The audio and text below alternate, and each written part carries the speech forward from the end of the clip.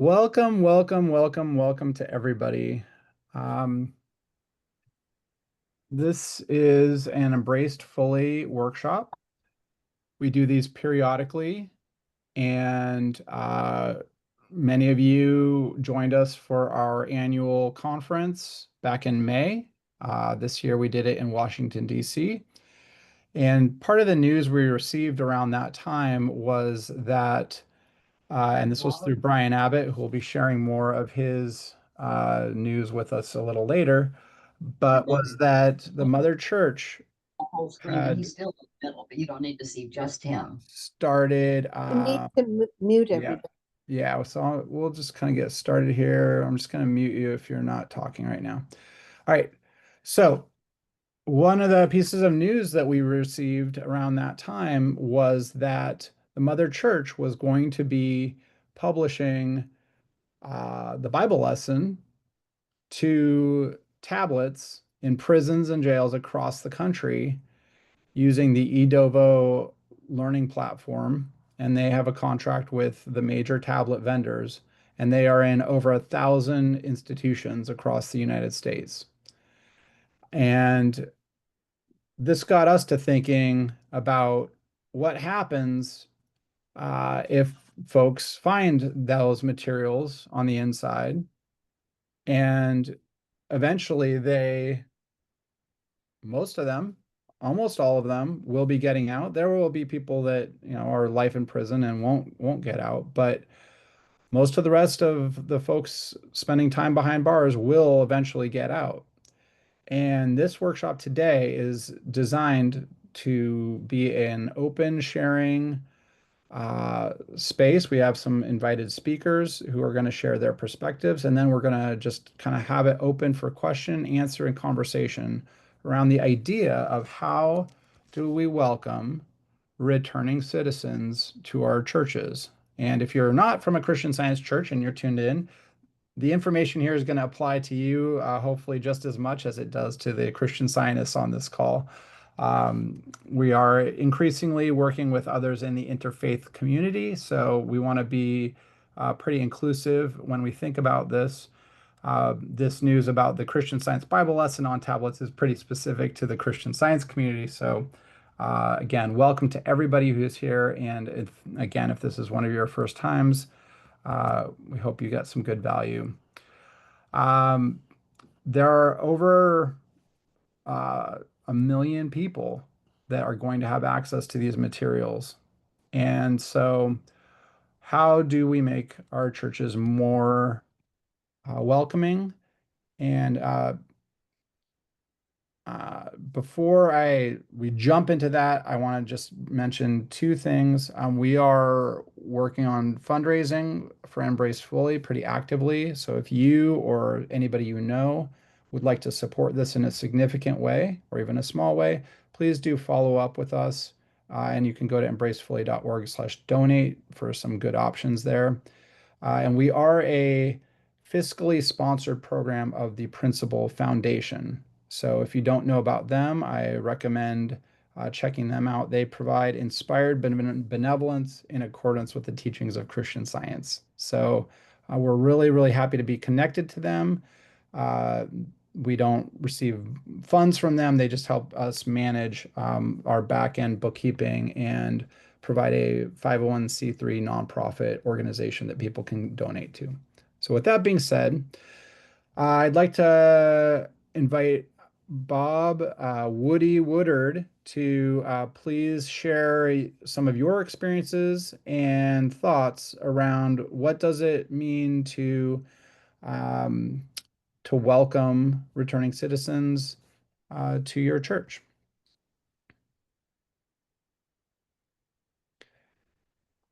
I'm unmuted. Hi, everyone. I'm Woody Woodard.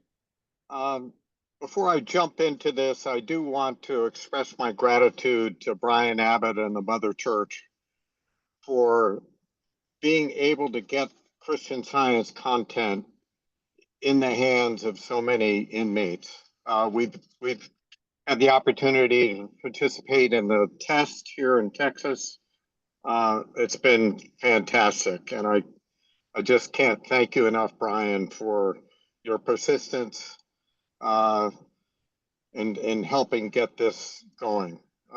Actually, in getting it implanted. Thank you so much. Yeah, well, it was a team effort. Thanks to all of you who have been the support along the way. I'm glad we could make it work. Thank you, Embrace Fully, for the opportunity to share. And what I'd like to do is share some of the highlights we've had at Third Church Dallas in the experience we've had with returning community members. I'll share some lessons learned along the way, and importantly, share some benefits to our church from this ministry. We've been involved in helping returning community members, I think now for about 10 years. And over the years, we've had some successes and we've had some mixed results. But overall, it's been extremely positive. It's been positive for our branch church. In fact, helping returning community members, I can say, is one thing that all our members have embraced and we all agree on. So much so, you'll hear some of that in the remarks I have. It's brought a sense of harmony to our church. And it's really demonstrating the truth that we all know from the Bible. And that is, what blesses one, blesses all. The touchstone for our church has been and continues to be what Mary Baker Eddy says about how Christ Jesus sees man. You know the quote from Science and Health. Jesus beheld in science the perfect man. It appeared to him where sinning mortal man appears to mortals. In this work, in this ministry, each one of you is a Christian Science practitioner. You're not closing your eyes to what's going on, but you're operating from the standpoint of truth. You're not turning a blind eye to whenever a returning community member might get tempted to do something that's illegal or improper, but treating these returning community members with compassion and in the spirit of the commandment that Christ Jesus gave us to love our neighbors. It works. And let me just share some of the experiences. We've received a total of 7 former inmates in our branch church. These are now, of course, returning community members, and all of which have attended our services. But here are the results. 4 of the 7 have come from inmates ministered to by fellow church members who have been volunteer prison chaplains and ministered to these people. That's 4. 3 of the 4 have become members of our church, and the 4th is about to become a member of our church. Each one has participated as a greeter or an usher for our Sunday services and continue to do so, as well as lecture activities.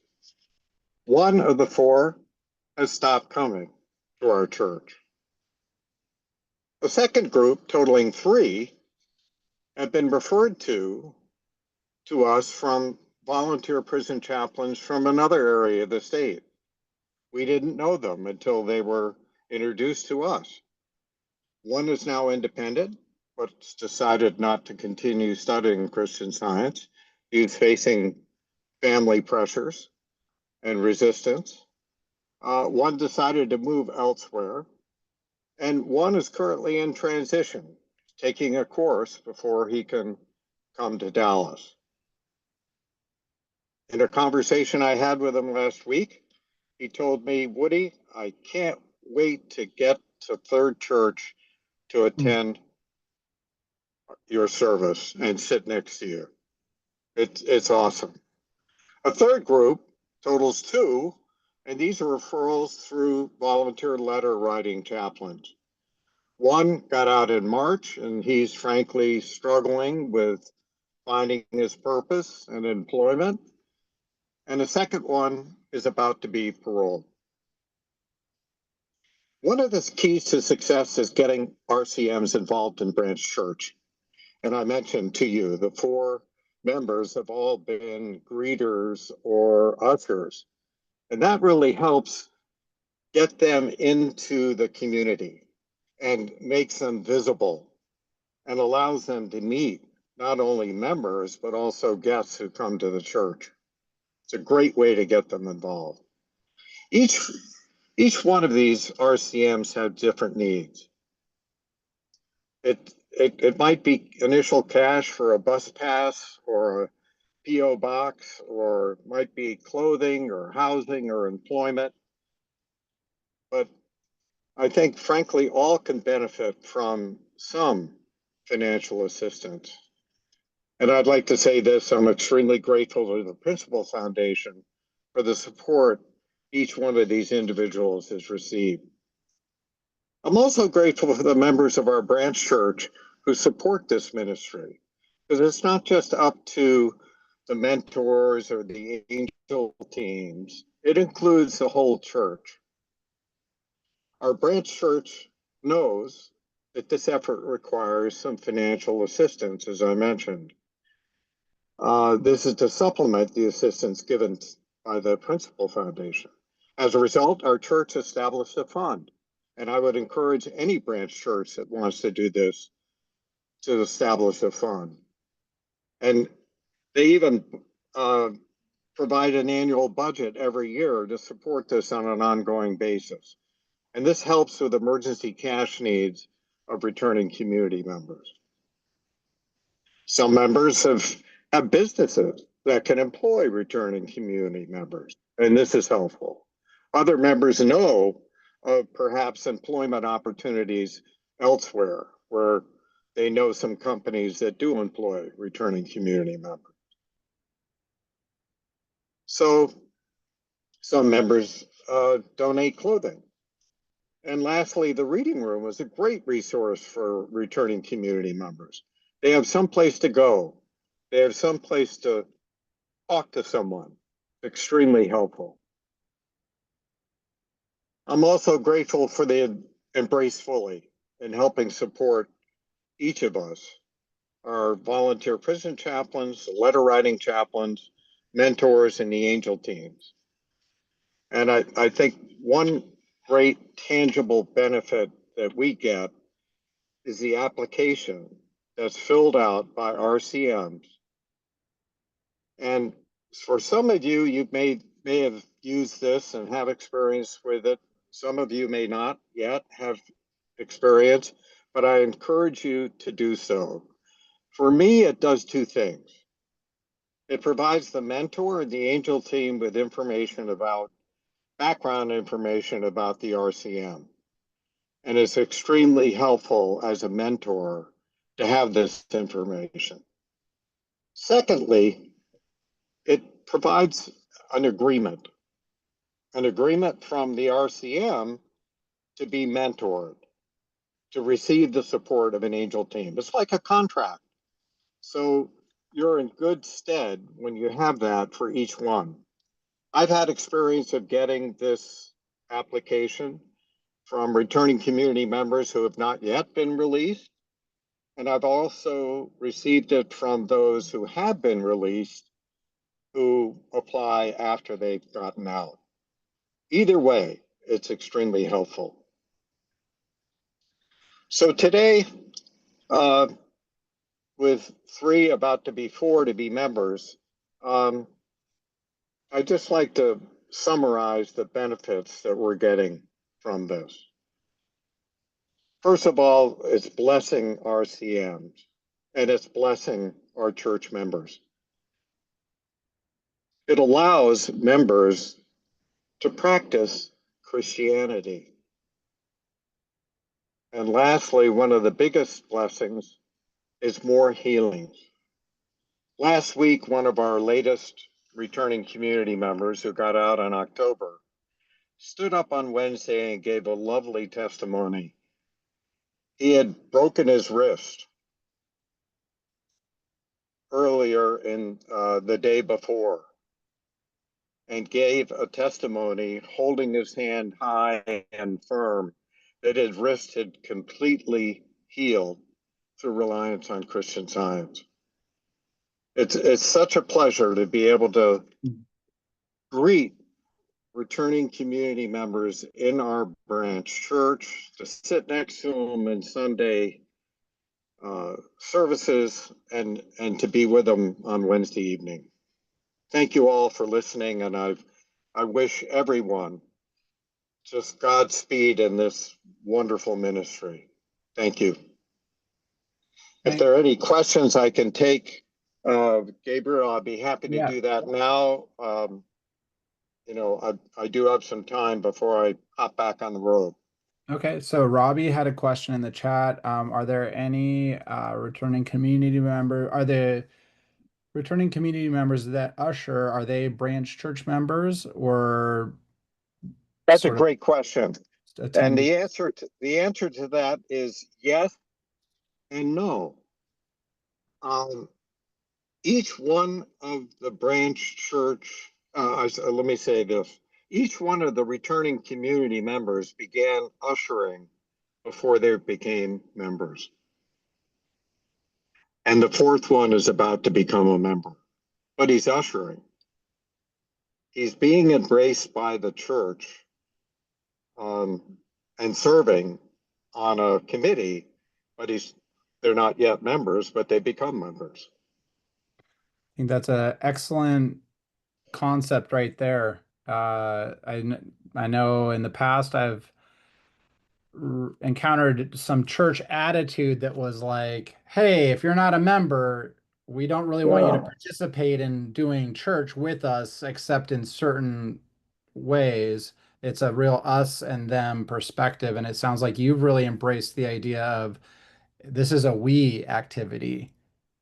It is a we activity, and I can say our church wasn't always this way. 10 years ago, it was our way or the highway, right? We just didn't allow anybody to come in our church unless they were going to become a member. It was very restrictive, but we decided back then to open it up and allow members of the congregation to be members of our committee, our branch church committees. So it was a segue right into allowing returning community members to get involved, even if they were not members. And remind people which church you belong to. This is Third Church of Christ Scientist, Dallas, Texas, and it's blessing us. We're growing because of it in more ways than one.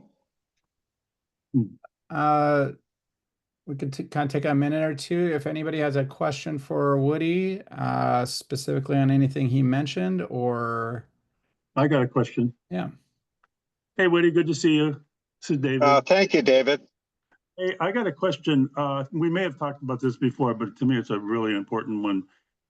How are the returning citizens stretching what's possible for your membership? What are they bringing to the party? In other words, that's kind of making you guys think a little bit more out of the box. One is that they're bringing themselves, number one. They're bringing their humility. They're bringing their willingness to want to belong. These men have known about Christian Science. They've been reading and studying. And to be able to experience other Christian scientists living their life as Christian scientists is a big blessing for them. So what do they bring? Their light. They bring their light and they're shining it, and it's wonderful to see. Okay, thank you. And I've got one other little question for you, Woody. Were there any voices of concern or fears or doubts that were expressed when your church sort of started down this path that felt like they needed either some physical treatment or just practical, logistical, like? Sure. I can say that, when we first started, our entire membership wasn't, quote, totally on board because this was totally new. But what helped them get over the hump, so to speak, was being able to see a longstanding church member invite a returning community member to sit next to them during a Sunday service. And not just during one, but for forever, right? To continue to sit next to an RCM. And what that does is two things. One, it provides assurance to the RCM that they're part of the community because you're inviting them to sit next to you.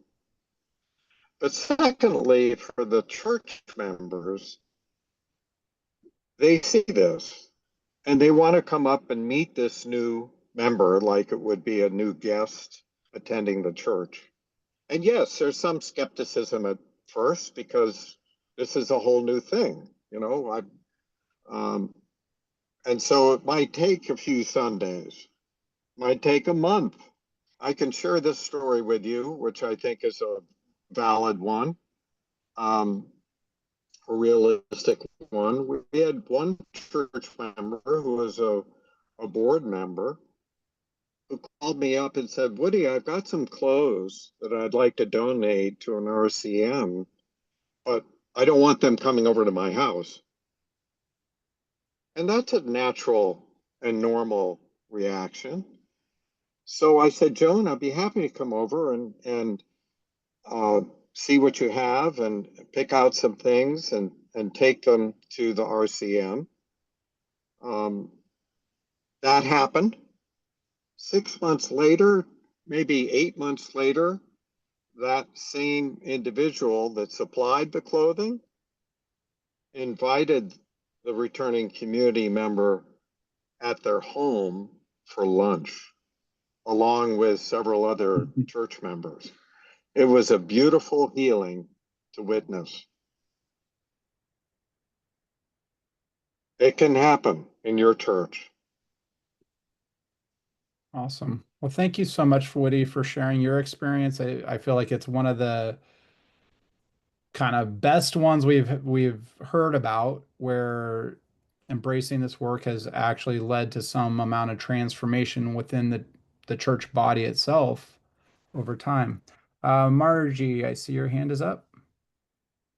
Hi. Woody, I think maybe you said that in the group of 4, that one has not, is not attending anymore. And is that one who became a member?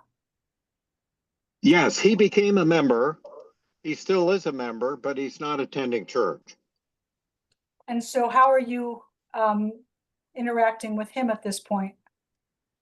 Not very well, is the short answer. Have not been able to be in touch with him. He hasn't answered my texts or my phone calls. I continue to call every 6 months or so to check in with him and leave a message. But I think life has taken a different turn for him. I'm not saying a bad turn. No. I think he's just engaged in other things, and I think he's got a relationship, and that relationship is not, quote, allowing him to continue to contribute as a member. We still love him, of course, and know that he's received a great blessing from Christian Science, not only when he was in prison, but since he's been released, so I know he's got a positive attitude about it. Okay, thank you. Woody, You're welcome. let me Oh, just okay. mention something. Woody, I had a guy that I was working with, just like you were talking about, and everything was going well. Then all of a sudden, almost like a light switch went off, and he was out of the picture. No word, no nothing for a year and a half. And the thing is that he was certainly included always, in my thought, always, and never let him go. And to me, that was really critical. A year and a half later, he calls. Yeah. It's a little like the prodigal son story. The dad doesn't run after the kid. The kid's got to eat up all kinds of corn husks. And then he finally goes, maybe I don't want to do that anymore. Just hang out. Yeah. I've shared this philosophy with other people, and it's a short one, but I have this philosophy about Christian Science and Christian Science is. People ask me often, well, what's it like being a Christian Scientist or blah, blah, blah. And my response is this. Everyone is a Christian Scientist. There are just those who haven't realized it yet. And I think that's a little bit of what Mary Baker Eddy was saying about Christ Jesus, seeing in science the perfect man. Because that's really our job, whether they're returning community members or anyone else. So that kind of helps me, David, in that walk. Kennard, I saw your hand was up. You gotta unmute though. There you go. Well, hi, Bob. My name is Kennard. I'm at the Fourth Church. And I had a question pertaining to the guys leaving and I guess becoming a prodigal son later or not. My question is, were there signs before? And were there signs or were there body gestures or any type of signs before they stopped coming to church? Yes. Were any Yes. signs of uncomfortableness Yeah. during? Yeah. I would say yes, there were signs. It wasn't a matter of being uncomfortable at all in church. This person attended church for years and then just stopped. So it wasn't a matter of being uncomfortable. And he brought his friends with him to church. So it was never a matter of being uncomfortable. I think his life just took a different turn with a relationship. And again, I don't think anything negative has happened as it relates to, being illegal or immoral or anything like that. I think he's fine, but he's just not finding the time or space or place for church membership at this church activity at this point, I should say. Does that help? Yeah, it helps. I just, I just was thinking like, when these dudes or females become absent, is there any way that we have a group of people to reach out or make a home visit or I guess if you want to leave them alone, you can, but I think like I told a couple of my practitioners and stuff, I tell them you need one hand, you need a hand. Someone has to be to have a hand on these guys who are who are diligently walking in Christian Science when they first come out and continue to extend their their gratefulness for them being there and continue just letting them know that they're part of the family. I know that situations occur because totally when I got out, it was a big boom. But I had a hand that was always present. Yeah. Yeah. There was days that my job became super overwhelming and I was like, I cannot make Sunday church. Yeah. But I've always had a hand that says, oh, hey, can you be there on Wednesday? Yeah. You know? Or Uh, oh, hey, yeah. would you like to go out to lunch? Yeah. You know, because Christian Science doesn't have to be at the church. You don't have to have the church inside.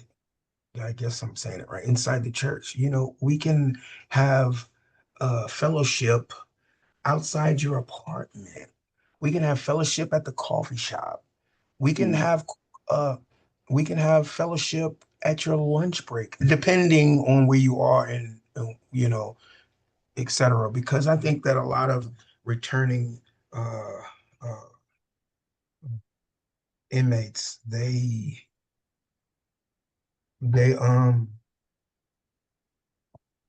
okay, yeah, thank you, Coach. But I you could, know, I'm not trying to do the testimony, but I'm just saying, like, you know, it's very, very hard when you're trying to do these things outside and you don't have someone that's continually like on your back. Yep. You know, I had told a friend the other day that, you know, I don't know, maybe I'm still institutionalized because every now and then I need somebody to say, hey, Kennard, you need to go and do such and such at such and such time. And I know that the love that they have for me, you know, is genuine and surmount. And I'll go, okay, and I go and take care of it. Depression, dep that's all I wanted to say. I don't want to get too in depth now because the question didn't come, but I'm just saying that, you know, we need to have teams that is continually, if you want to call it nagging, I'm with it. But you need to nag these individuals because if we yeah. want them to be only a part of our community at church, just to feel like churches, that's not going to happen at great volumes right now. Hmm. We need to save those who want to be saved, and they're crying out to be saved. You know, Yeah. we don't need to lose any sheep. And that's it. I'm gone. I'll wait until later until I'm questioning. I'm sorry, Gabriel. No, I'm No, sorry. I, Bernard, I, that's an excellent point you just I, made, I, like 100%. Uh, I'm gonna I, mute myself. Thank you. I totally agree, Kennard. And I think it's a beautiful thing what you're saying, and it's very important. And it's going the mile. It's going beyond the mile. It's reaching out and making sure that that inmate or former inmate uh, feels the connection. And I agree that can happen uh, inside a church and it can happen outside a church. Um, and the contact is important. And I neglected to say this one thing in my remarks. Or maybe I did it, but I'll reinforce it. Every single returning community member is a unique idea of God, and each one is uniquely different and has different needs and responds in different ways. So our job is really that command from Christ Jesus is to see that person and work with them from wherever they are and help them on their journey to independence um, as best you can. So thanks for sharing that. Yeah, I thought it was really, really good as well. Jennifer, I see your hand is up, and then we'll go to Byron and then to Julie Murugan.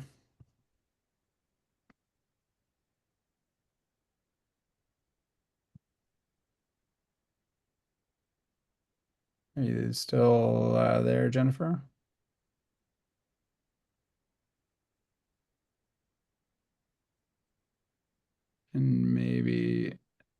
Jennifer Mabley, you need to unmute.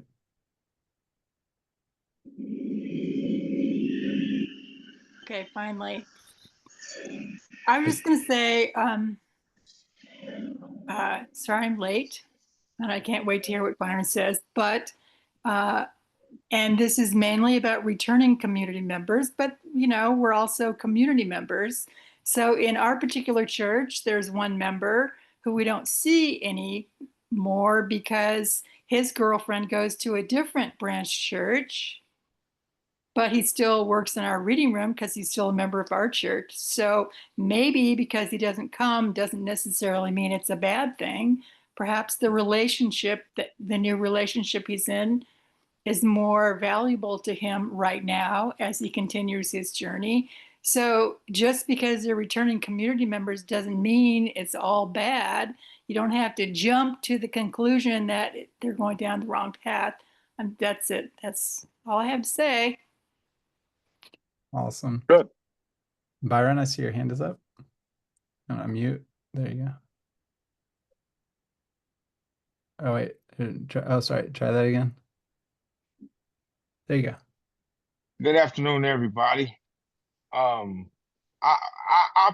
been given a couple of angel thoughts as far as dealing with people that's returning to the community, and it's like saying we need like street ministries that, okay, say for instance the individual that they're talking about, you outside of the church, you got to make that guy feel like it's not just a church thing because we are the church. Sometimes you got to take the church to the individual. So it's like saying, okay, say somebody lives near his house and on the way home they stop by, or somebody sends the guy a text message and just ask him how he's doing. Do he want to go grab something to eat and sit down and let him know. And it's more than just love inside the church. It's love outside of the church as well. And I know personally that it works for me because I interact with my church members outside of the church as well as in the church. And I feel it's more of a different kind of love when you're not just in the church dealing with the church family. So maybe that church that individual is a part of, somebody that do a little background check and see if that guy lives close to them, or he's on the way home, text the guy or call the guy personally and say, hey, I want to stop by and just see how you're doing. Because a lot of people, they feel like if you're not at church, then the love doesn't extend outside of the church. So that's what us as Christian Scientists, we need to, it's like saying form a street ministry to where it's like if you have an outreach program, that guy might be willing to be a part of an outreach program because maybe he tends to think that just because he's in the church, that the love is within those walls of the church when we are the church. So sometimes you need to take the church to the members. It's like a saying where you have the sick and shut in. Lucky for us, we have Zoom. We're blessed to have Zoom. So where if you can't make it to church, you can Zoom into the church. But some people don't, are not tech savvy or don't feel the need to go to the church because they don't have the proper understanding that we, the individuals, are the church. So you take the church to that person. There's a really, I'm sure many people on this call will be familiar with this, but in the textbook Science and Health with Key to the Scriptures, there is a definition of what church is in Mary Baker Eddy's concept of it. Yes. And just as a little reminder for folks, she defines church, the structure of truth and love, whatever rests upon and proceeds from divine principle. So there's really nothing there that says this is some building you're in. This is not just a place you go. I think what you said just there, Byron, was and Kennard, like the not really thinking of those walls as the boundary of that activity. I think there's another really, really important follow-on to that, where she follows it with the church is that institution which affords proof of its utility. Yes. And Yes. that's another really, and she goes on to a number of other things, but that proof of utility is something really worth thinking about. It's Yes. what's needed, right? If it's needed to reach out to somebody and go visit, then maybe you either do that and or you don't. But I think that that's an excellent comment you made there, Byron, for sure. And I want to end it with this, because me personally, I know what a person can go through as far as the outside influence aspect of, if you're in a relationship, your partner may have grown up in a certain denominational church, to where it's like saying, okay, that woman or person, their friend or their family members, oh, your boyfriend, what church does he go to? When they find out it's Christian Science, one of them research Christian Science on one of those online sites, and it'll be in her ear, influencing her to where maybe she wants to go to church with you, or start off going to church with you. Then she falls off. Then he feels the guilt of the lady not coming to church.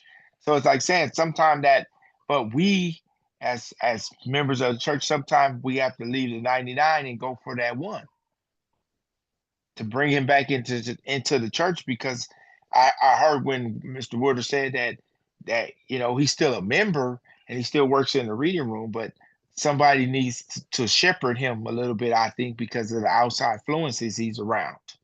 That's a good point. Julie, I saw you had asked to make a comment as well. Also, I'm a member of Third Church in Dallas, although I have moved to Amarillo in the last month. And I wanted to say that one of our returning citizens, who is a greeter, has such a genuine spirit of welcome standing there at the door that I never really felt from an usher before.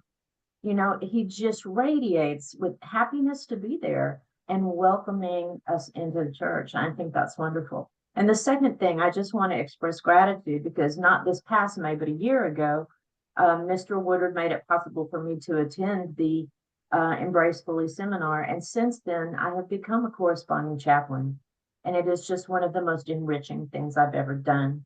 And the inmate I'm working with is soon to be paroled, and he cannot wait to get to Third Church. Nice. That's Thank you.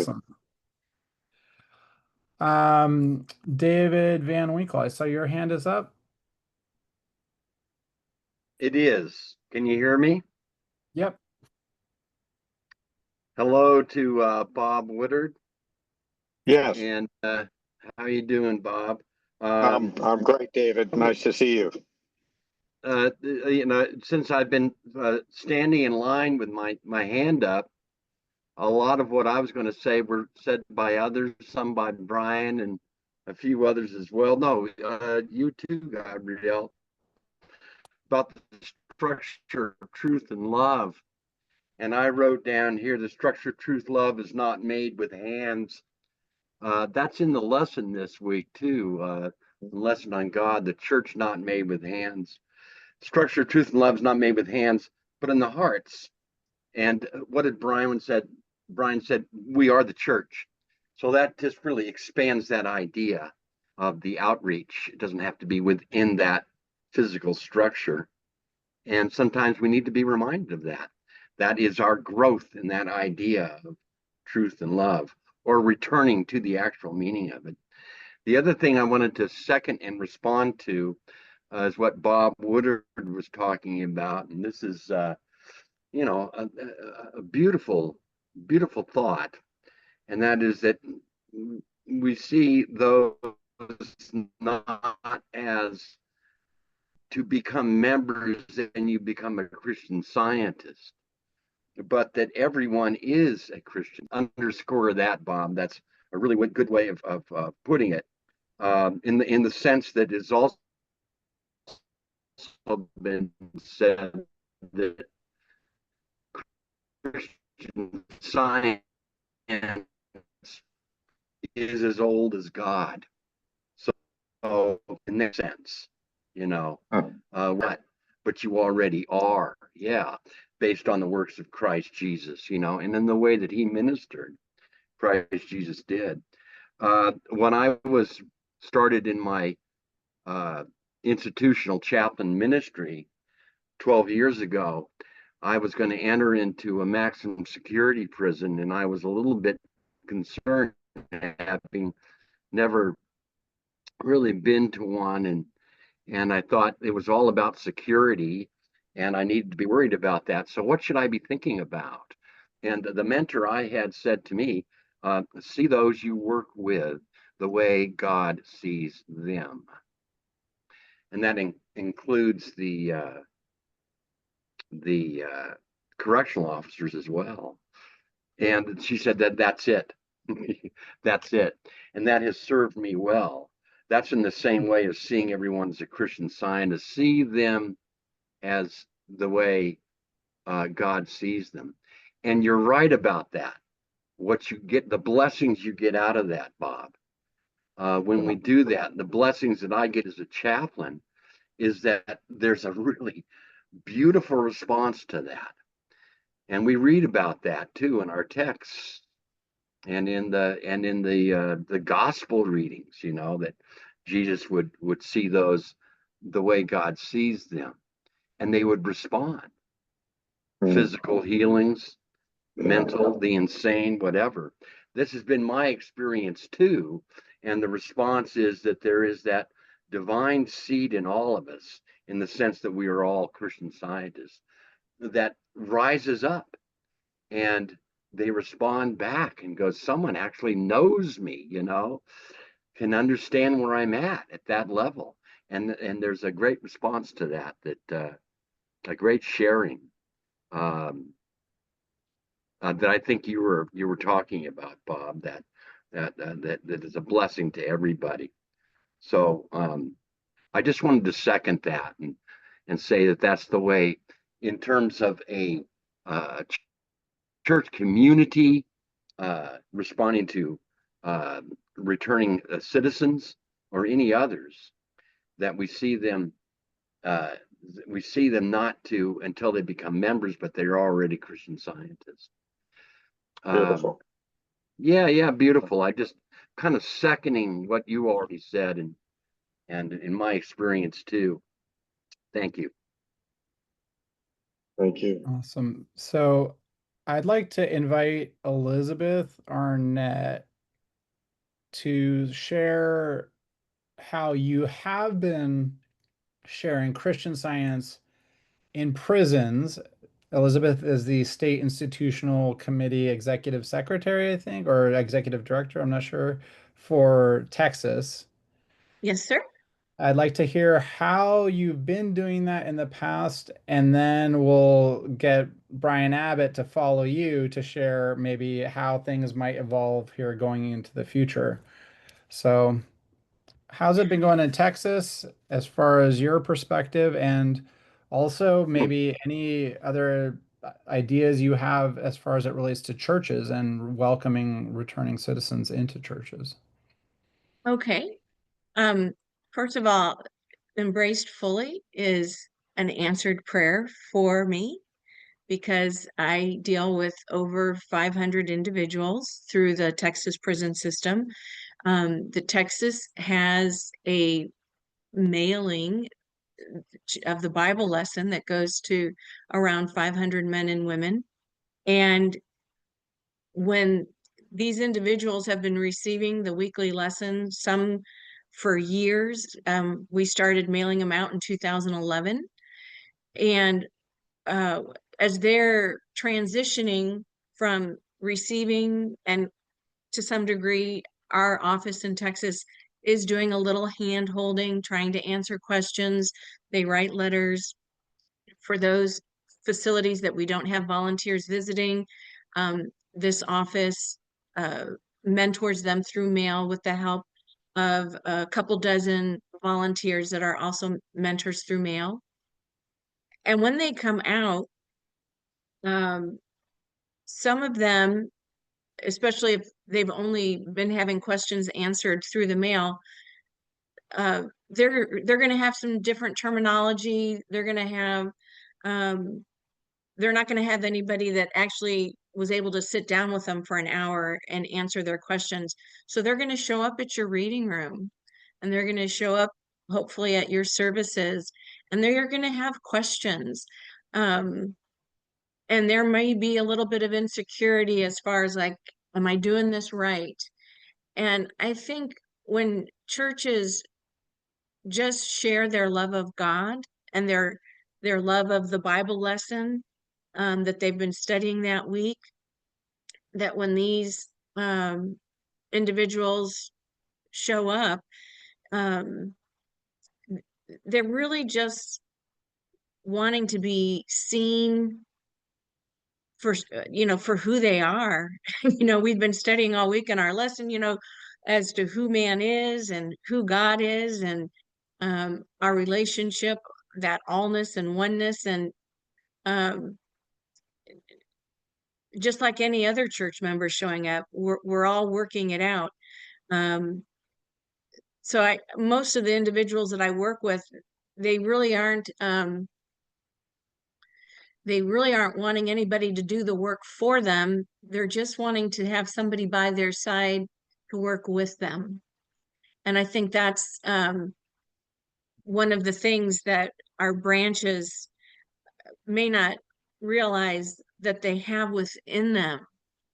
They have all this love of God within them to share with whoever's walking into the reading room or into the door, whether it's a returning community member or someone else off the street who's just feeling the love and the prayer of the members. And there's just a great deal of sincerity. And then there's also we use our spiritual intuition to separate the chaff from the wheat and to protect ourselves from, any misrepresentation. But there's absolutely no fear in that, because we know that love does all of that correcting. So I feel that as we transition to Adobo from a lot of the hard copy work that we do, for instance, my mailing will go from 500 hard copies to about 100, because a lot of the men are willing to just read the lesson on Adobo, but a lot of them want the hard copy of the lesson in their hands so that they can underline and take notes and write their inspirations down. But we have about 100 new people added each year, and we have about 100 people move on. Some are being released. Some are just saying, this isn't what I was anticipating, or this isn't quite what I'm looking for. But we do probably get a couple dozen people every year out of Texas that are transitioning out of the facilities and back into society. And they're just wanting somebody to walk with them. Like Kennard said, just want a hand there. I know we've all reached out for the hand of God for help. So that's really what they're reaching for. And that's really all we're doing, is bearing witness to how can we facilitate what God is caring, how God's caring for them. Well, I wanted to thank you for all of the work you've been doing there in Texas for many years now, and I know it's made a significant difference. And Texas is, I mean, one of the, well, I think it is the most active state in the United States as far as that type of activity goes. I think California is pretty significant as well, but yeah, thank you for sharing that. And that process of mailing out, and sounds like you might have about 400 fewer. That's kind of good news, I think, Brian. Like, so Brian, catch us up to like a little bit of the process that you've been going through and what we can expect now. And if there's anything that you feel like sharing or screen sharing, we can let you do that too. But otherwise, what's what's the current status from your perspective as the institutional liaison at the mother church with regards to Christian Science materials in prisons and jails today? And where are we going? Yeah, thanks, Gabriel. Yeah, I'll just do a quick verbal report here. Yeah, we were introduced to Edovo back in November, and it's been a long but steady journey to get things sorted out and establish all the protocols and all the details about how we're going to work. But it looks like we are finally on the cusp of actually having a full suite of Christian Science content uploaded to tablets, hoping maybe Monday or Tuesday. I know that just a few days window has been offered several times over the last couple of months, as it looked like we were on the cusp of making it happen. But on the spreadsheet where I queue up all the content to send to Adovo, they shifted all of that content to in progress. And my contact there, Jenny England, confirmed that that means it's now in the queue of one of their team members and should be uploaded shortly. So that content will include the Bible lesson, the Monitor, the Sentinel, Sentinel Watch podcast, Spanish Herald, occasional daily lift podcasts. We also have 8 lectures going in both English and Spanish. Half of those will be full-length lectures. Half of those will be short-form lectures. And of course, our textbook will be there in both English and Spanish. And then also the What is Christian Science brochure, again in English and Spanish. So we'll update that content monthly with fresh editions of all those periodicals and all those podcasts. Some will also be removed on a monthly basis, the Bible lesson, the Monitor, and the Daily Lift. The others will just become permanent content there on the tablets. Nice. Yeah. It's such, I think, awesome news, and I know it was a lot of effort to not only work with Edovo, but also I'm guessing within the mother church as well to get the sign-offs to say, yeah, let's go ahead and do that. Guessing. It was pretty exciting to get every department that we hoped to have content from to sign off and give us the content at no charge. It felt like a pretty amazing unfoldment at the end of everybody sign on. Awesome. So yeah, that was great. Tina, I see your hand is up, and then Yeah, we'll I'll be really quick, but I have to give Elizabeth Arnett a lot more credit. She does so much, and she has all these volunteers calling her, talking to her, asking for things. And she not only sends out the Bible lessons, but she sends out the Sentinel subscriptions and any kind of book, if the guys want biographies or prose works, she's sending them out. So she does a lot. And I just wanted to make sure you guys understand that she's been fabulous. Awesome. Yeah, I would agree with all of that. Was there a Robin that had your hand up? I don't know if you're I did. I was just wondering what steps we should actually begin with to get this started. That you may have already covered that, and I wasn't here. How do you actually get into the different prison ministries? Well, what if we had an offline conversation, Robin? This is Brian.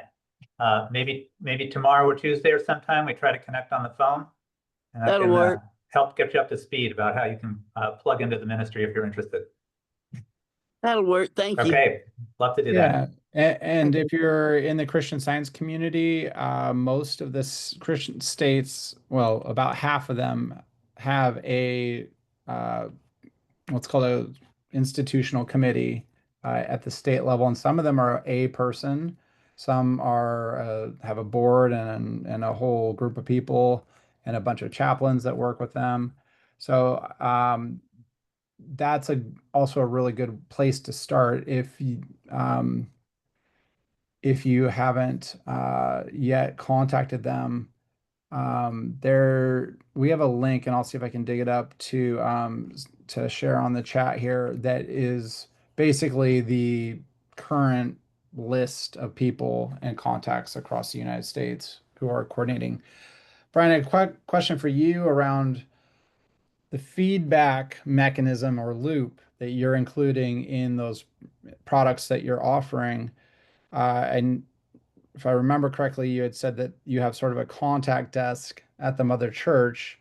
Have you gotten any correspondence coming there since you started the test in the 5 states, or an increase in volume of correspondence? Yeah, every item of content that's posted on a tablet has a description field.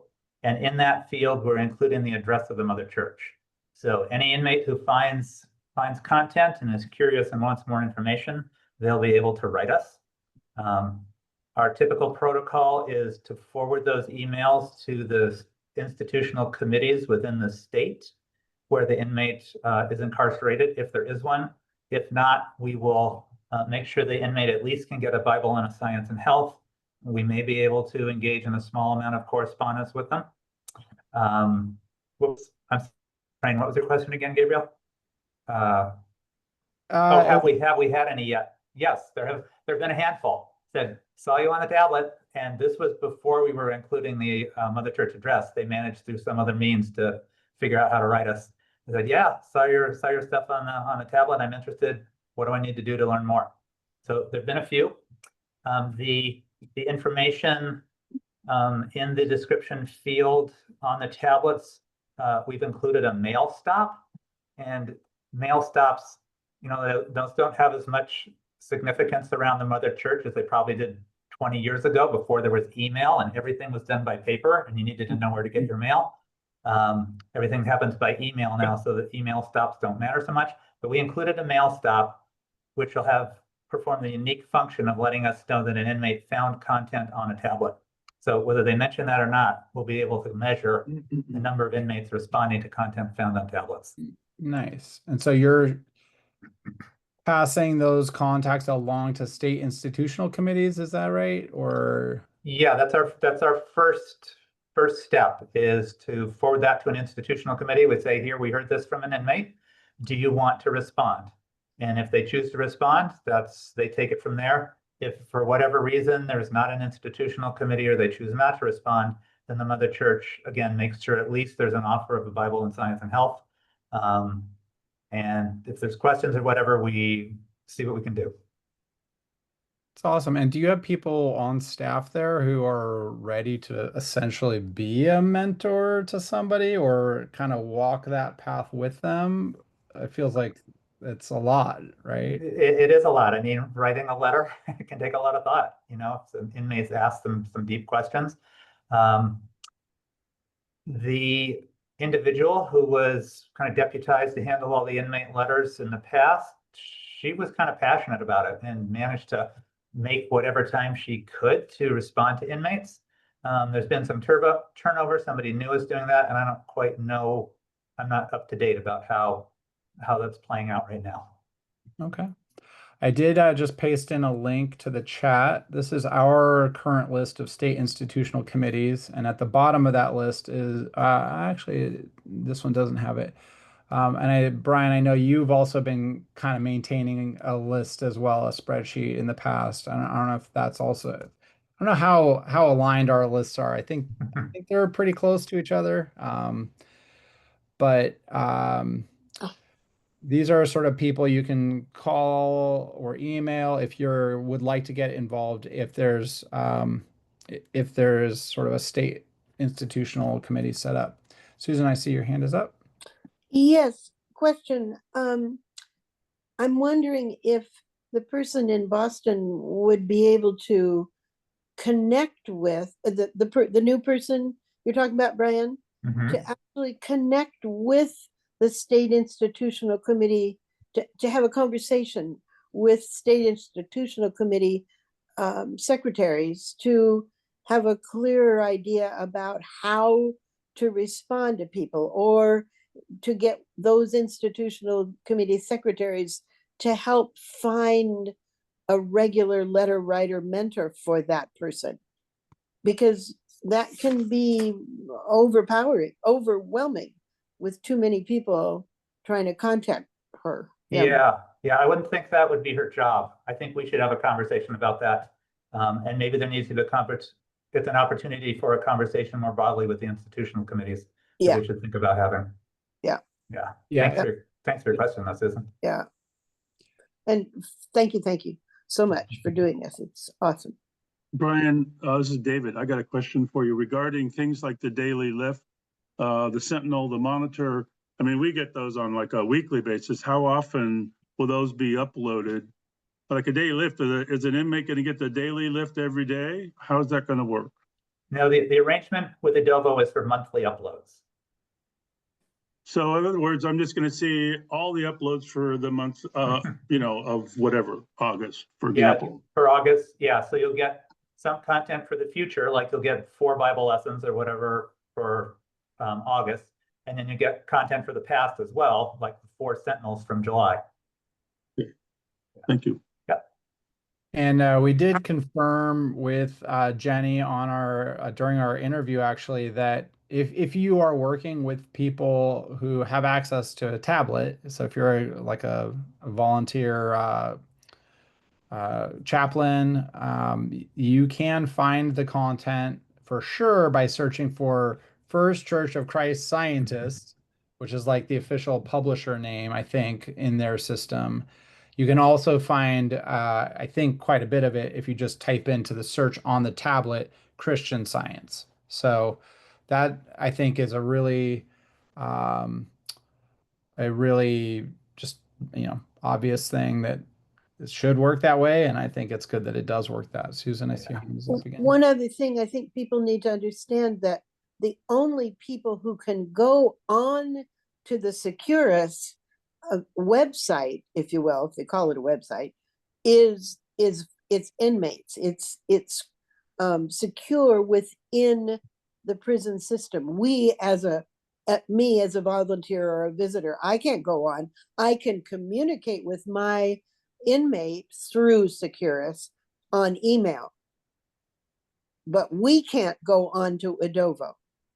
Yeah, they have content licensing Right. People need to understand considerations that they have it very well locked down. I mean, locked down for a lockdown situation. So Brian, was there anything else you wanted to kind of add at this point in time, or maybe just one kind of closing comment? Is a number of folks have sent in some great suggestions about additional content we could include on the tablets. Our arrangement with Adobo is for 30 uploads a month. So by the time you figure the Bible lesson, the Monitor, the Sentinel, the podcast, the Heralds and stuff, we've pretty well used up those 30. So there may not be a lot of opportunity for additional content right now. When it's time to renegotiate the contract next year, maybe we'll figure out some other kind of arrangement, but probably won't be able to be adding a lot of additional things over the next 6 to 12 months. Okay. Good information. Marilyn, it's your hand is up. Yeah, first I wanted to ask Brian, now is this Adovo available in all states at this point? Remind us, or is it just a few states at this time? I think it's in the low 30s. I don't know, Gabriel or David, can you confirm or deny? I don't know exactly. They are in 44 states. Yeah. Adobo is in 44 states. Great, thanks, Elizabeth. Okay, but they're not in Texas, which is the big one. No. Oh, they're in Texas. Yeah. Okay, great, thank you. I also wanted to just say that I'm so excited and delighted of the model that Texas has put forth for us. The churches, the way you've welcomed the returning citizens, and it's a beautiful model. And I know that San Juan Capistrano Church is also doing a beautiful job with their returning citizens.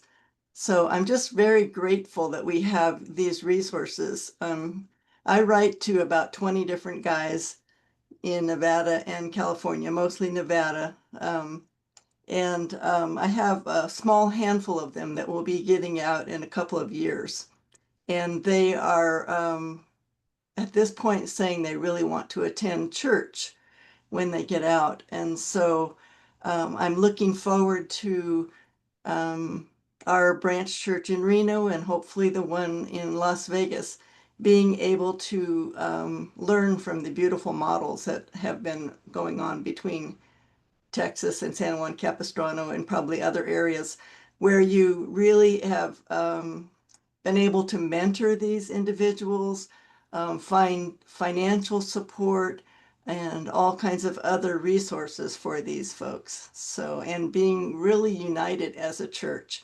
So I'm looking forward to that because I know there's a lot of very loving members in my own church who will be able to step up to the plate. But it's wonderful to have these examples that we can follow. So I wanted to thank you for that. Jennifer, I see your hand is up.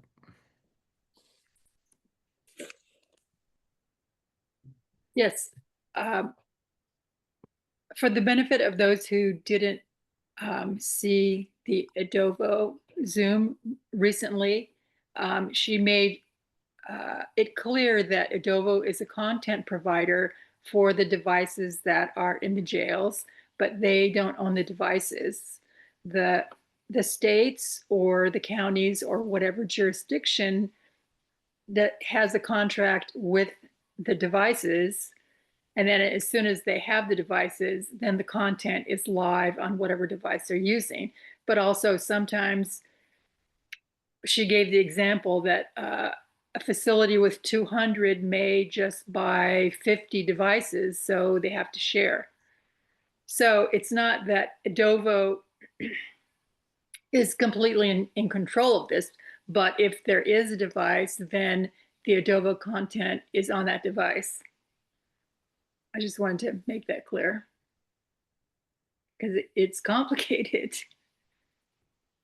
Yeah, and she also mentioned a number of other things like sometimes there's technical glitches or like even spots where your tablet works inside of the institution, places where it doesn't.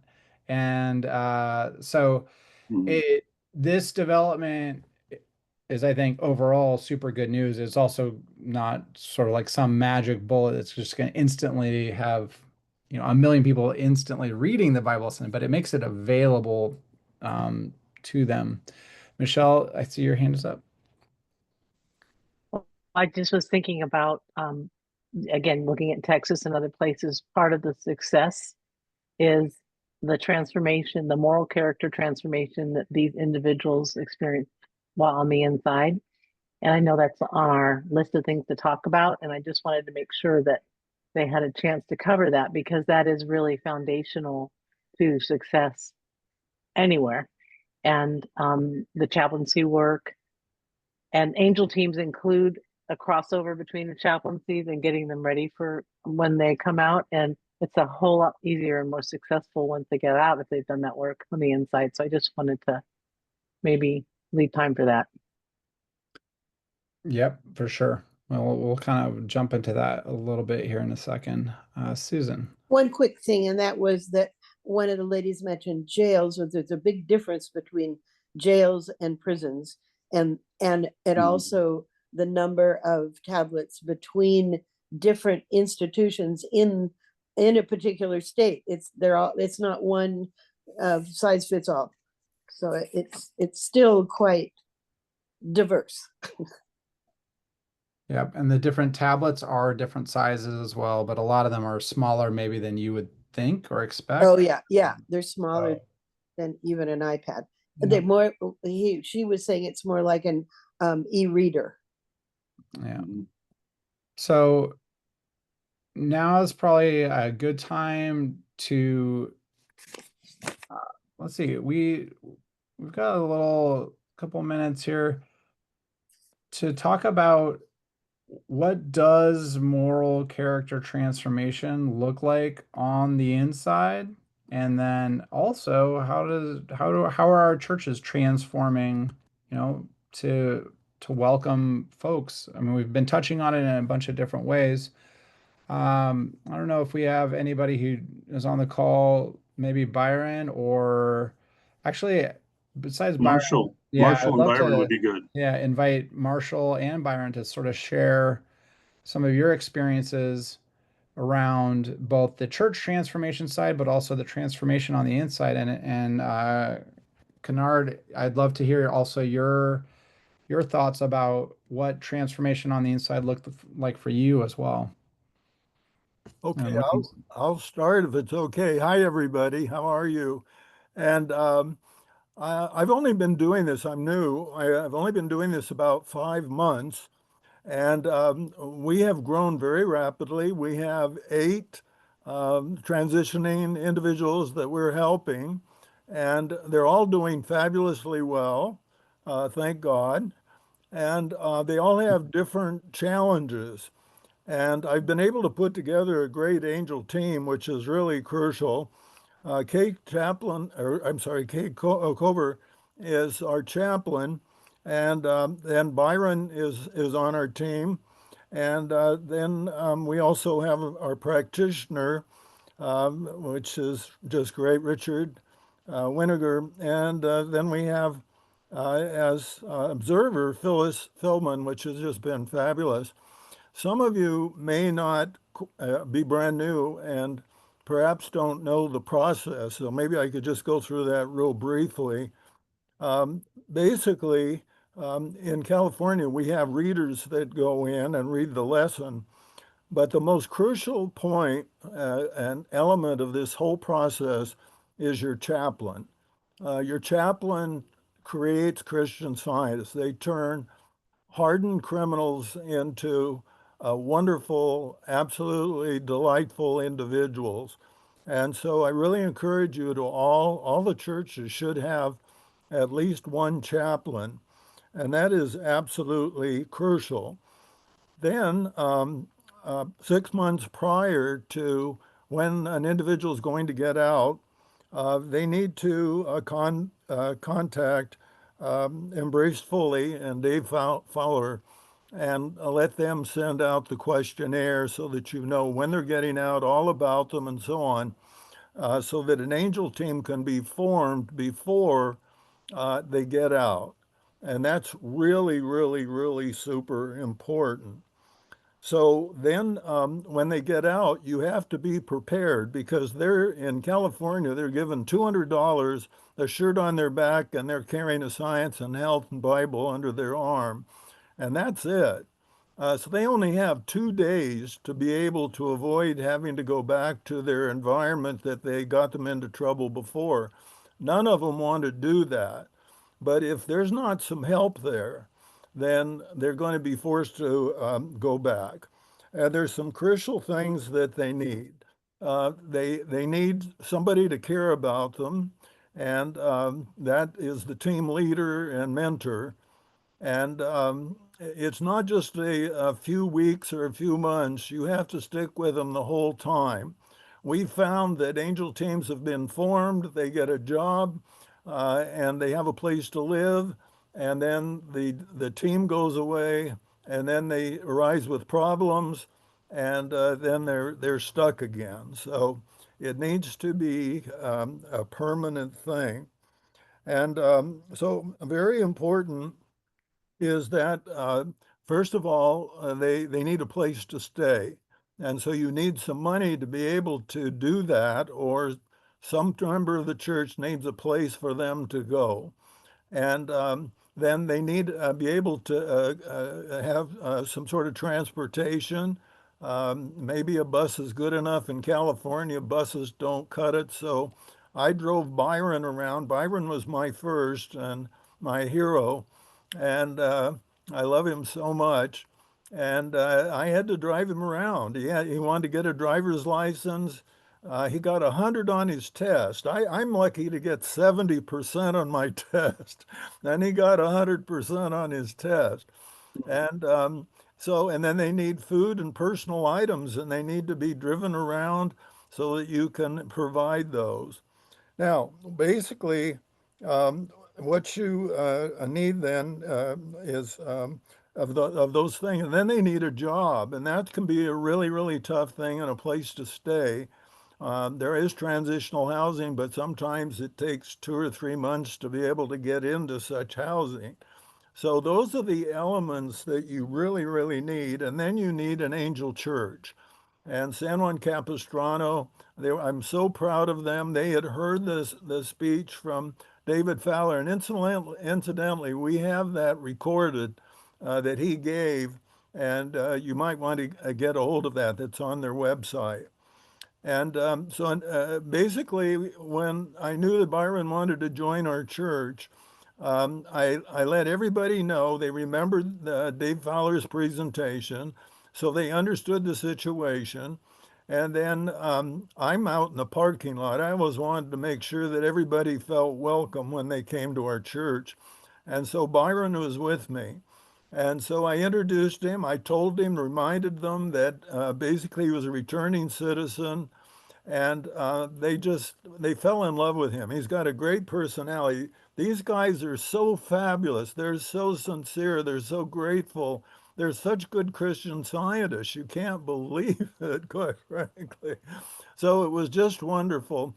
And I remember about 2 weeks, the second week that he was there, I said, well, what do you think? Does this feel like, a family? And he said, well, I'm still a little skeptical. And then I asked him the same thing 2 weeks later in a month.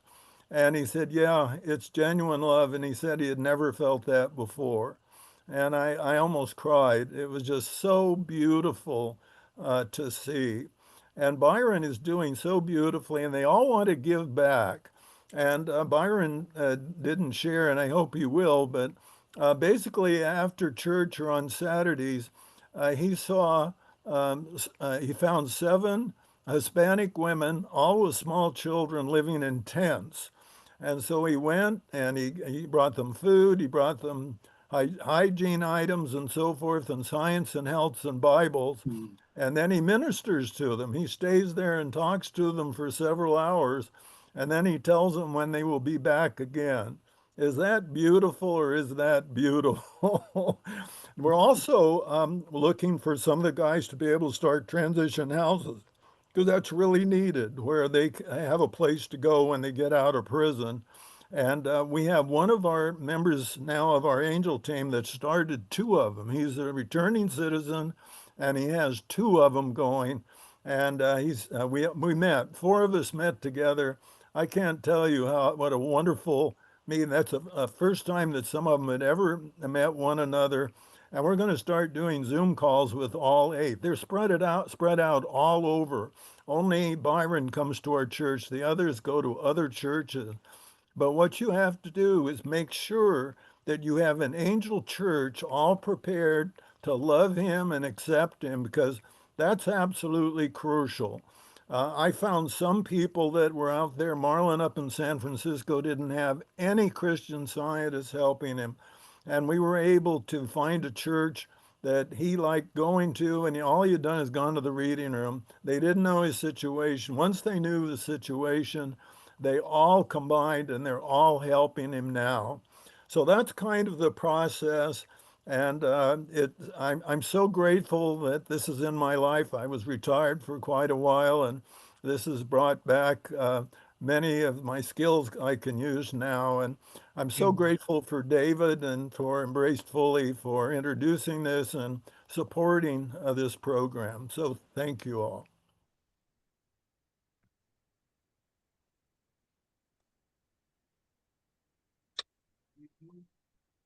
Man, you want me to speak now?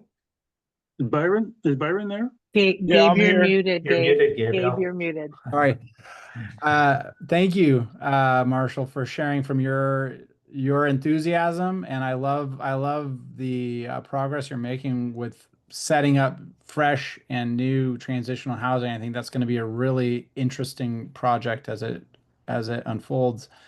Byron and Kennard, I'd love just to have your thoughts about what transformation you felt inside of yourself as you went from your experiences prior to kind of finding this, and how that works for you today? Because I think it's a different experience than a lot of people have, like, if they were just born into Christian Science and raised in it. And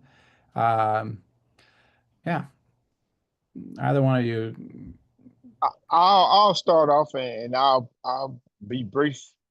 I want to say that first of all, it starts in the end. It has to be in the individual to want to change because me myself, I came from South Central Los Angeles.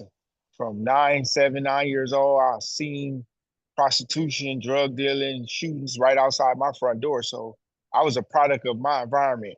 So for 32 years, I've been in and out of prison. And then it's just that one day, somebody died. I put in, I was inside. I was looking at serving the rest of my life in prison. And by accident, I signed to see a chaplain. And lo and behold, a Christian Science, an awesome Christian Science chaplain came to see me. And it's like saying, I would advise to a lot of people that's going to be chaplains, know your student, know your the person that you're going to see, listen to them. And if it's a person out of the streets, I would advise that you would introduce animal magnetism to that individual to because the animal magnetism it gives you a shift in your thought. And it starts with that having a shift in your thought to say, if a person wants to change and he's tired of coming in and out of jail, he's tired of the streets, he's tired of gangbanging, he's tired of robbing people, he has to know that that's not what God created him to do. And I have a saying that, I was once Saul, but then reading animal magnetism awakened me, took the scales off my eyes, and I became Paul. And I think that's where, a lot of people didn't come from where I came from, but I think a person needs to know their true identity. So if you're going to be a chaplain or a person going into jails, that's the thing about making that connection with that person and awakening them to their true identity. They're not supposed to be a drug addict. They're not supposed to be. So awaken them to their true identity. Byron, can I just mention one thing? When you said introduce them to animal magnetism, you're referring to the chapter called Animal Magnetism Unmasked. Yeah, unmasked in a science and health. Yes. Thank you for that, Sister Michelle. You've always been awesome. Oh, well, you're an inspiration. So thank you. Can I say one thing? Because it's really what Brother Brian was just talking about. And that is that there is a difference between the healing of sin and the healing of sickness. And it's really, really important that chaplains understand the difference here. And Mrs. Eddy, if you want to look this up, I recommend that you do. It's Miscellaneous Writings, page 352. And yeah, she says the difference between the healing of sin and the healing of sickness is that sin must be uncovered before it can be destroyed. And the moral sense be aroused to reject the sense of error, while sickness must be covered with the veil of harmony. I only know this from my own life because I was dying in my backyard at 3 o'clock in the morning when I really did get a chance to uncover the sin of who I was. And it was in just a matter of moments that I became sickened by who I was. And that sickness, unsickened, look at myself, it was so bad. I just said to God, if there was a God, I am done with me. I'd rather die than go on being me. And every person I've talked to that's been in a prison that's had an experience like mine, sort of like mine, has said, yeah, you know what? I came to the end of me too. And you have to help somebody. The point of being a chaplain to me is accelerating the process where you help somebody get to the end of them as a human that has a background. So I just wanted to throw that in. I'll leave off with this. Yeah, that the key to it is having a chaplain that truly understands you, and God works through that chaplain to understand you, and then that chaplain gives you the spiritual nourishment. In which I have an awesome chaplain. Chaplain Kate, she's awesome. She's been awesome since day one. But I've been blessed to have chaplains before her that were awesome too. But she's been around for the long haul, and she's still giving me spiritual nourishment every day. So you truly need a good chaplain. Absolutely. Absolutely. Wow, you guys are incredible. I just want to let you know that. I'm in Texas, and there are just several, not several, there are just, it's a minimum of uh, uh, uh, groups where you can come into a chapel and have Christian Science as a group.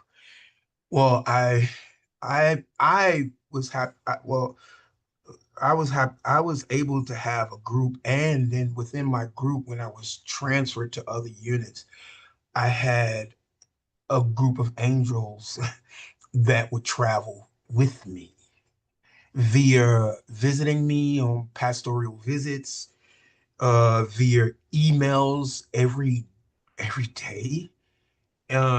Miss Arnett making sure that my things get there and personally writing letters of encouragement and rooting for me to keep going on. And my personal moral character transformation started from that. I mean, like it helped me change uh my core character traits. You know, Yep.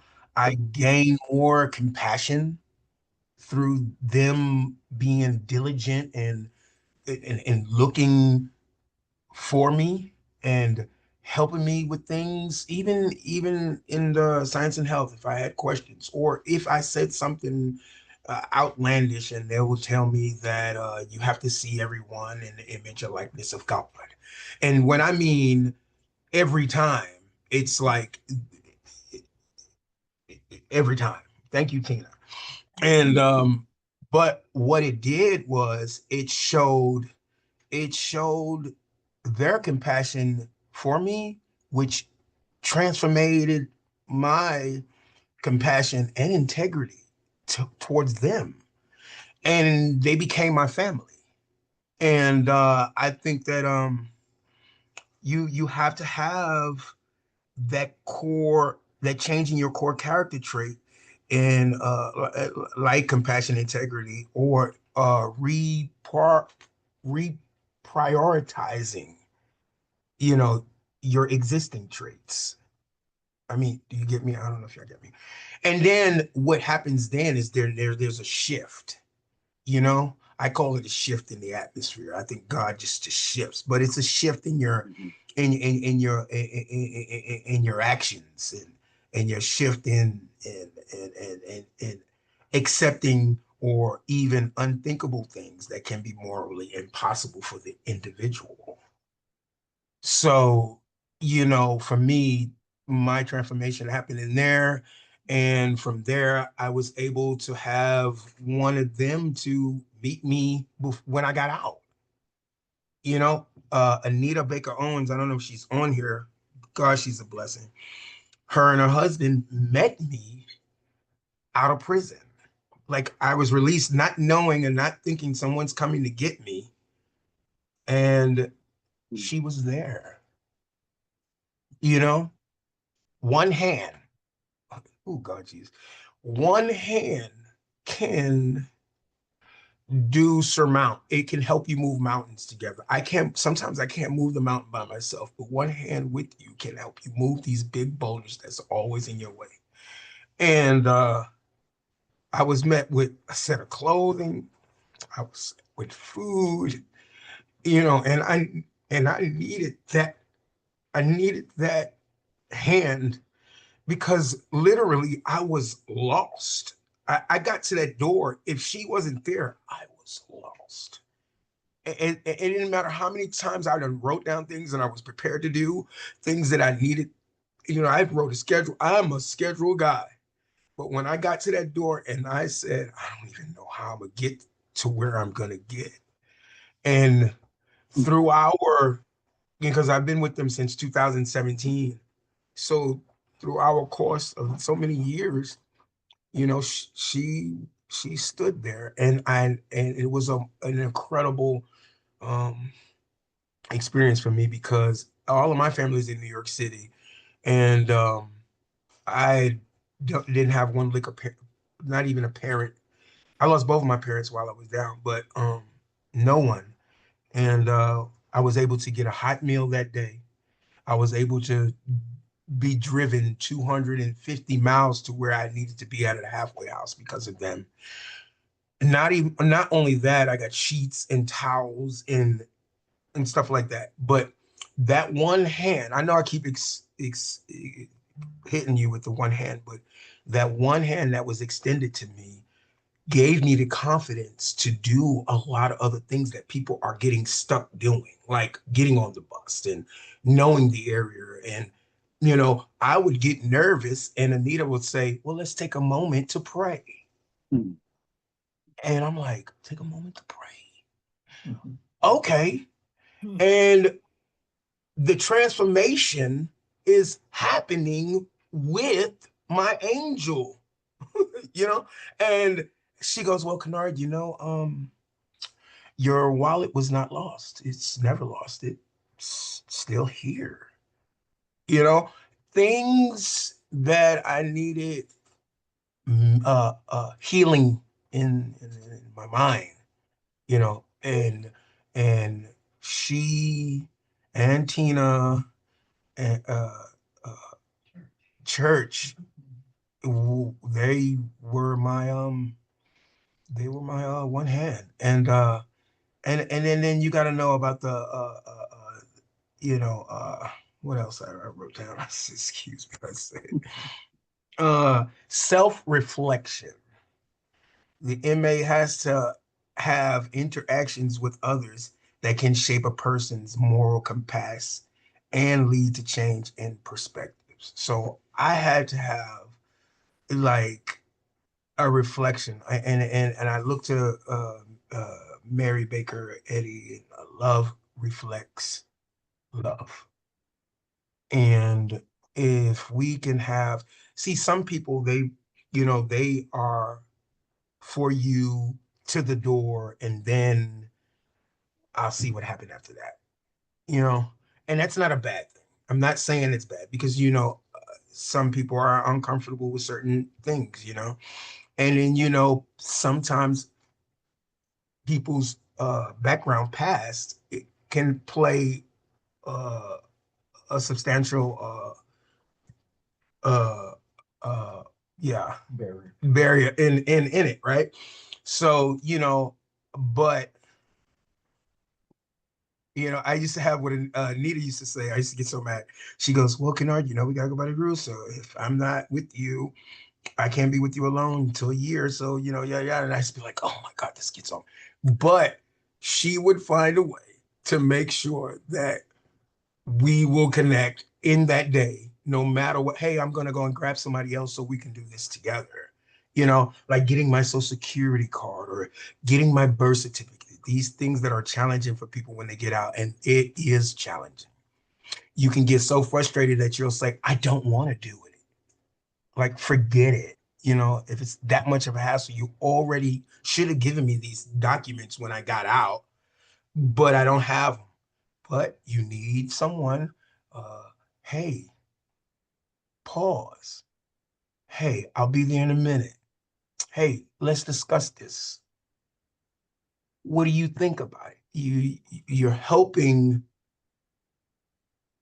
uh, the inmate to prioritize better, because when you don't have anybody there, you will give up in a heartbeat. So I just wanted to let you know, like, my personal moral character transformation started with my angel inside TDC before I came out. And then for me, I didn't have the privilege of going home to a family or kids or whatever the situation these other guys are going through. I was able to have my church and my angels outside of the church that was working with me become more of my constant family uh, function. And another thing I wanted to say to all you guys too is this: language. the language barrier sometimes makes people want to flee from Christian Science. I mean, if they're not intellectually high IQ or high in spirit, sometimes they can get lost. So, I mean, or intimidated by the language or how it's being presented to them. You know, because it's easy to go through the reading one when you're reading the Bible, and then the science of Christian Science. And some people that I've known, that I've been around, would get intimidated by the science of science and health, and don't deem worthy of being a part of the church.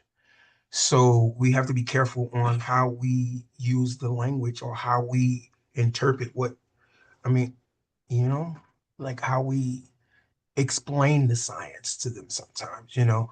Uh uh uh yeah, that's basically it. So I'm sorry, I'm just yapping. But yeah, I mean, it's a lot of things like that. Because you have a lot of guys who are like probably coming out in their 40 something, or they 50 something, or they 30 something, but they're not. Sometimes they're the age that they went in. Mm-hmm. And you have to be mindful of that. We come out thinking they're adults because of age and because of the years they done did in there. Sometimes when you come out of that cage or environment, that you're literally the age that you went in. Mm-hmm. And you only remember all of the things that you've indulged in the past, you know? So you have to be careful with those individuals as well, because what you know is what you know. But if if we all now I don't want to say the word attack, but I'll say stretch. We stretch our love to them like really, really firmly, you know, because that's what most of these guys need: firm love, not, oh, you're so beautiful. Thank you. I'm so grateful for you. That's great for some individuals. But from your assessment of them, some of them need, hey, we're going to go over here and we're going to get this done. And I love you, and you're a great person. So stop. Where are you getting that from? And it's just air. I get this from my age. Tina will correct me in a heartbeat, you know. So it's still love, and it's not an attack, but it's firmness in love. And I promise you they will react. I promise you. You know, but you know, some people say, I don't take my decimal up a lot higher or stuff like that. You don't have to, but you firm. Kennard, that's not what that is. And let me tell you what this is. You know, and Mary Baker Eddy says this, Kennard. And I'll go, oh wow. Okay, that's great. But firmly, you know, and I don't know if it works for everybody else, but it works for me, and it keeps me trudging in Christian Sciences. And it makes me think of when we have our metaphysical meetings, you know, and I'm able to be sitting in on a board and coming up with ideas of how we can reach not even inmates coming out, but just any person on a random street. And I told him one time, I was like, well, just make me a Christian Science t-shirt, and I'll go to the mall and, you know, and just let me go, you know, because some people need a different approach to be, what's that thing with a kite? It's a draw. What, you take a kite and you draw, I forgot what is that called? Like when you're wheeling Kind it of in. reel Yeah. it in, reel it in. Yeah. Yeah. You need, everybody's kite is not noticeable. You know, I might say, ooh, look at Dan Van Winkle's kite. I want to be wheeled in by that. You know, your wheeling has to be firm, and your wheeling has to be controlled. in order. Let me say one I'm thing. I sorry. just want to back you up on something. Moral Yes. character transformation needs to occur on the inside. The reason is that when the doors open, somebody's mind is going to be on a million other things. So I agree. please be aware of that. I had a team that worked on me and inside, which caused me to which helped me to be more compassionate. My integrity changed. I was more accepting of learning and sharing. So, I mean, everybody's not a canard, but I just think that the ones that need to be saved just needs to be willed in. And I just hope that when you're willing, you don't give in when it's tugging or if it causes a knot or something that causes, I don't want to say frustration. It's just not coming fully in. Just And that be diligent and work with them because in all actuality, they need the love. And they know the love is there. So I'm good. I'm going. Go ahead, Brian. Brian. that I would like to say, like, I agree with Brother David. It does start in the inside, but you gotta always remember that person, his spirit has to be willing. Because like Brother Kennard made a valid point. A lot of people go to jail and they get what I call brain lock because they participate in the same old, which is the same behaviors. They go in there, get with their homeboys, XYZ. But you know, I can only speak for me. That's why I'm looking forward to becoming a chaplain and going back into the prisons myself because I know the approach. I know what it takes to allow for a brother to take the scales off his eyes in there. And I wouldn't mind going inside with other chaplains so they can see. It's all about your approach and the love in which you show the individuals. And in Christian Science is the love is genuine. So it's like sometimes, like Brother Kennard said, I'll go away. You got a lot of people that's willing to listen, and they have to be read too because they can't understand the language themselves because their education is, most people come out of the inner city, they're the third, fourth grade education because that by that time they start ditching school. So keeping that in mind, it's just once you make that connection, you have to listen to the individual. And once you listen to the individual, it's like saying God's plan for all of us. It's going to unfold. It's just we have to be patient and we have to listen and we have to be willing to say, hey, okay, this guy, I know what this guy needs because I heard him tell me. It's not hard. It's just like I said. It's like if a person isn't willing, he's not willing. But to those that want to be awakened and want to be fed spiritually, they're going to be fed spiritually. And at the end of the day, that's pretty much all we can do as Christian scientists. We can't save everybody, but we can save those that want to be saved. I think that's an excellent place for us to wrap up our meeting today. I think keeping in mind this is not necessarily any one of our just personal responsibility in any one way, but we're all here to listen and to do what we are called to do. Yes. And I want to say thank you, a huge thank you to everybody who shared in today's workshop.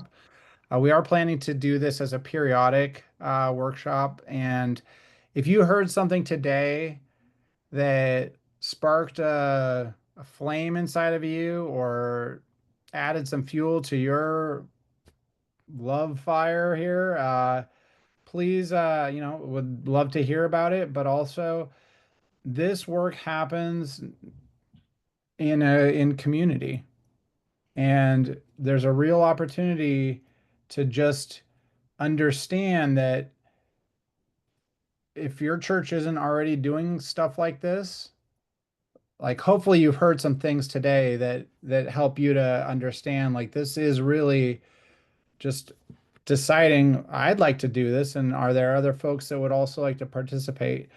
If you don't already know, we run a monthly Angel Team meeting on Thursday evenings at 6 p.m. Pacific. We also have a monthly interview with an expert in reentry or prison ministry work, and that's the first Thursday of each month at that same time, 6 p.m. Pacific. If you or your association or your church would like to support this work financially, please consider making a donation. It's the only way that we're in operation today is people making donations. I'll put the link into the chat. It's on the website. And you'll see actually a nice picture there on our donation page of Marshall and Byron and David. That was, a really awesome and special moment that they shared there at church. So I want to thank everybody again for coming. I know that Brian, there's a mailing list for institutional workers that's on Google Groups right now. And they have a transition to a different platform that they're planning. I think when that becomes available, probably most of you will hear about it as well. So thank you for coming today, and bye, everybody. This was really awesome. Bye. But thank Bye-bye. you. Yeah, awesome job, guys. Thank- Awesome job. Thank you. To see you, Thank Byron. you all.